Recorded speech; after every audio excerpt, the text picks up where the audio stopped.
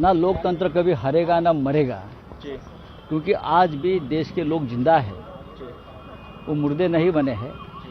जब समय आएगा तो फिर एक बार लोकशाही आसमान को छुएगी इस देश की। ठीक है, चुनाव में हार जीत होता है, अगर चुनाव निष्पक्ष तरीके से होती है तो हार जीत हम मानने को तयार रहते हैं।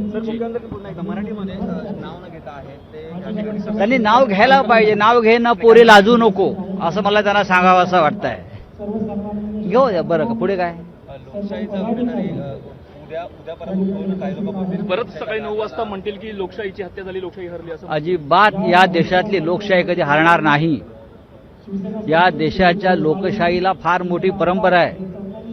जेव्हा भारतीय जनता पक्षाचा जन्म झाला नव्हता तेव्हापासून या देशामध्ये लोकशाही आहे, बरं। पण आजच्या लोकशाहीपेक्षा ब्रिटिशांची लोकशाही बरी होती असं कधी कधी वाटतं। कारण जोपर्यंत निवडणूक आयोग निष्पक्षपणे काम करणार नाही तोपर्यंत या देशात लोकशाहीवर शंका घेतल्या जातील, एवढंच मी सांगेन। स्टॅलिन पार्टीच्या ज्या ठिकाणी जे पोलिंग बूथ होते त्या पोलिंग बूथच्या आतल्या कार्यकर्त्यांना मारहाण केल्याचा जो आरोप आहे तो देखील ममता बॅनर्जींनी केलेला आहे। ते सत्य आहे, ते सत्य आहे। कारण ज्या पद्धतीनं 3 लाख पॅरामिलिटरी फोर्स पश्चिम बंगालमध्ये आणून नाकेबंदी करण्यात आली त्याच्यामुळे हे शक्य आहे। स्टैलिन इन्होंने हिंदू धर्म का अपमान किया इसलिए उनको जगह दिखाई, ऐसे एक स्टैलिन इन्होंने हिंदू धर्म का अपमान किया इसलिए उनको जगह दिखाई। ठीक, देख लेंगे क्या है यो। ममता ने भी किया था क्या अपमान?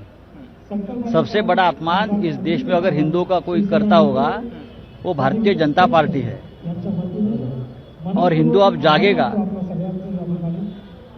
मराठी मध्ये सांगतो, दिवा विस्ताना मोठा होतो, जब दिया बुझता है तो उनकी जो बात होती है वो बड़ी होती है। मैं इस विजय का यही वर्णन करूंगा। गेल्या अनेक दिवसापासून ते बंगालच्या या संपूर्ण गोष्टीवरती काम करत होते आणि हा विजय हो, म्हणजे अख्खा देश वाऱ्यावर सोडून, कायदा सुव्यवस्था वाऱ्यावर सोडून ते हेच काम करत होते ना। एबीपी माझा, उघडा डोळे बघा नीट।